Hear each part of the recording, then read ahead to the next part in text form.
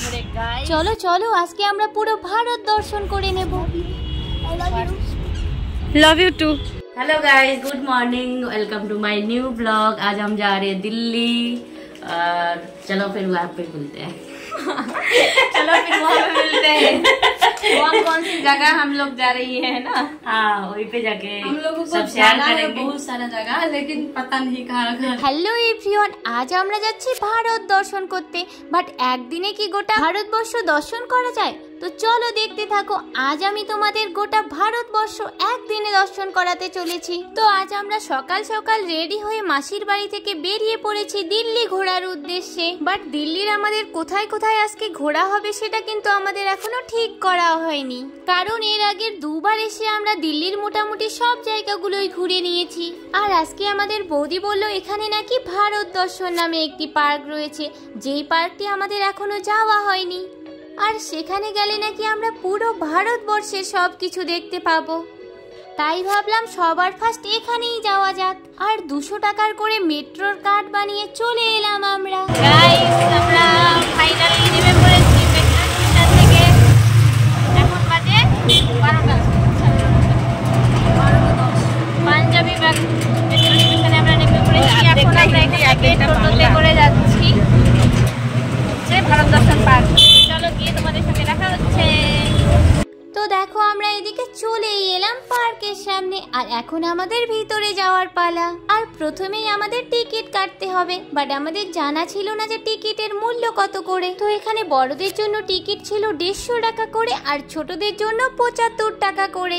আর এই যে দেখতে পাচ্ছ লিস্ট, এখানে কিন্তু সবটাই দেওয়া আছে যে এর ভিতরে কোন কোন জায়গা আছে। বাট এখন আর লিস্ট পড়ে কি করব গাইস, চলে যখন এসেইছি তো ভিতরে গিয়েই সব কিছু দেখা যাক। চলো ভিতরে গিয়ে দেখা যাক এখানে কি কি আছে। একজনের 150 টাকা করে আমাদের টিকিট নিয়ে দিল, ওটাই এখন দেখা যে ভিতরে কি কি আছে। এই পার্কটাতে এসে আমরা আজকে গোটা ভারত দর্শন করে নেব। ভারতের যা যা বড় বড় জায়গা আছে সব। চলো গিয়ে দেখি ভিতরে। তো এই যে দেখতে পাচ্ছ আমরা প্রথমেই চলে এসেছি রাজস্থানে, মানে রাজস্থানের হাওয়া মহলের সামনে। সব জায়গার পাশেই কিন্তু এভাবে নাম লিখে দেওয়া রয়েছে। এটা দেখতে পাচ্ছ, এটা হচ্ছে গোলগম্মার নামে কিছু একটা, জানি না এটা কোথায় অবস্থিত, লেখা আছে হয়তো ওখানে। বাট এই গোলগাম্বাসটা যে কোথায় অবস্থিত সেটা তো আমি এখানে খুঁজেই পেলাম না। তোমরা যদি জেনে থাকো অবশ্যই কমেন্ট করে জানিও। মিনি কুতুব মিনার।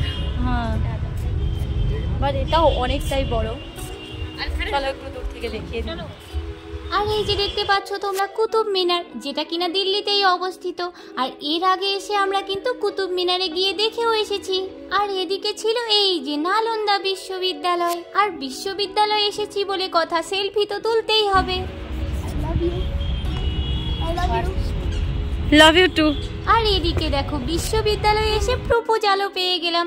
এদিকে আমার ভাস্তার কি মনে হয়ে গেছে, হঠাৎ একটা ফুল ছিঁড়ে আমার হাতে দিয়ে দিল। আর এই যে এখন তোমরা যেটা দেখতে পাচ্ছ মীনাক্ষী মন্দির, যেটা কিনা মাদুরাইয়ে অবস্থিত।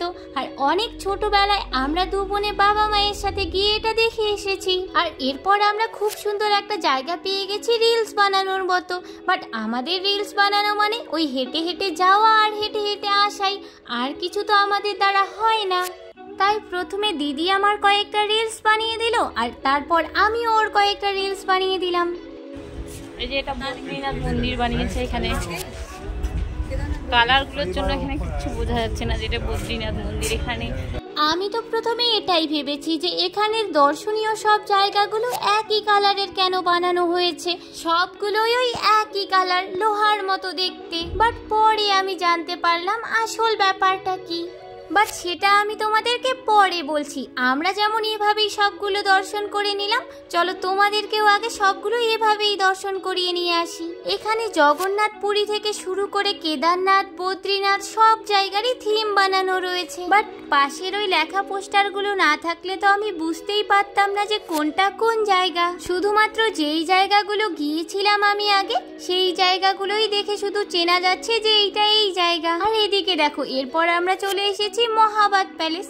বাট তোমরা কি জানো এটা কোন জায়গায় অবস্থিত? আরে আমিও কিন্তু জানি না, তাই জন্যই তো তোমাদেরকে জিজ্ঞেস করা।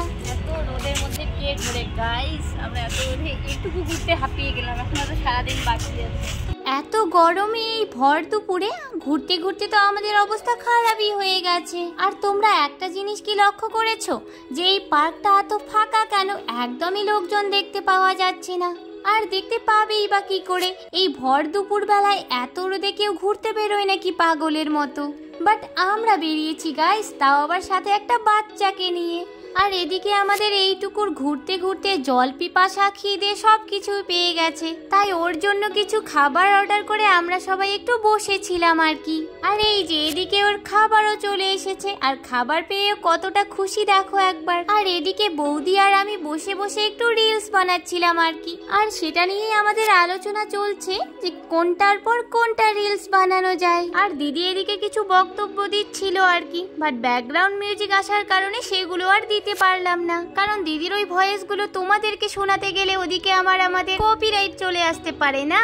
বাট ওখানে কিন্তু খুব সুন্দর সুন্দর মিউজিক চালানো হচ্ছিল, যেগুলো শুনলেই নাচতে ইচ্ছে করবে। আমাদের টুকু তো নাচতে নাচতে যাচ্ছিল। मैंने फोटो वाला मोड ऑन कर दिया। কিউ मेरा অরিজিনাল ভিক্টোরিয়া দেখে এসে এখানে এসে ভিক্টোরিয়ার থিম দেখছি আমরা। তো আমাদের কলকাতার এই ভিক্টোরিয়াকে এখানে দেখতে পেয়ে খুবই খুশি হলাম, যেটা আমরা কিনা 2023-এই ঘুরে এলাম। আর সেখানে গিয়েও কিন্তু আমরা ভ্লগ বানিয়েছিলাম, বাট সেগুলো এখনো পোস্ট করি কারণ আমরা ল্যাটখোর, তাই সেই ভিডিওগুলো এখনো পর্যন্ত এডিট করাই শুরু হয়নি। আর এবার চলে এলাম আমরা আগ্রার সেই তাজমহলে, যেটা আমরা আগের সপ্তাহেই গিয়ে ঘুরে এসেছি। আর এটার ব্লগ কিন্তু আমাদের চ্যানেলে পোস্ট করা আছে, তোমরা চাইলে গিয়ে দেখে আসতে পারো। আমরা আবার চলে এলাম দক্ষিণ ভারতে। মহীশূরে গিয়ে যেটা দেখে এসেছি, অনেকদিন পর এই সব জিনিস দেখে একটু মনেও পড়ে যাচ্ছে যে অরিজিনালগুলো দেখে এসেছি। আর রোদ্রের জন্য এখানে বেশি ঘোরা যাচ্ছে না, তাই একটু পর আমরা এখান থেকে বেরিয়ে যাব। বাট বেরোতে তো চাইছি আমরা এখনই, বাট বেরোনোর রাস্তাটা যে ঠিক কোন দিকে সেটাই এখন আমরা খুঁজেই পাচ্ছি না। আর এখানে দিনের বেলা এসে তো আমরা খুব বড় ভুল করেছি, কারণ এখানে নাইট শো গুলো খুবই সুন্দর হয়। আমি তো বাড়ি এসে সব ইউটিউবে সার্চ করে দেখে নিয়েছি, তোমরাও চাইলে একবার দেখে নিতে পারো। আর এই জন্যই কিন্তু দিনের বেলা সবগুলোকেই একই রকম লাগছে। তাই ওখানে আমি কি বলছিলাম শুনবে? দেখতে একই রকম মুখ বানানো। আমাদের একটাই বক্তব্য, সেটা হচ্ছে যে কালার দিলে ভালো লাগতো। অরিজিনাল কালারের এখানে লাইট যদি কালারটা করে যদি কেউ আসে অবশ্যই রাতের বেলা আসবে। রাত 10টা অবধি খোলা থাকে, সুতরাং সন্ধেবেলা চলে আসবে। তারপরে লাইট শোতে এগুলো খুব ভালো লাগবে দেখতে। তো চলো আমরা বেরিয়ে পড়ছি এখন এখান থেকে। টাটা। আর এখন আমরা যাচ্ছি গুরুদুয়ারা, আর তারপর কোথায় কোথায় যাচ্ছি দেখা হচ্ছে নেক্সট ভিডিওতে।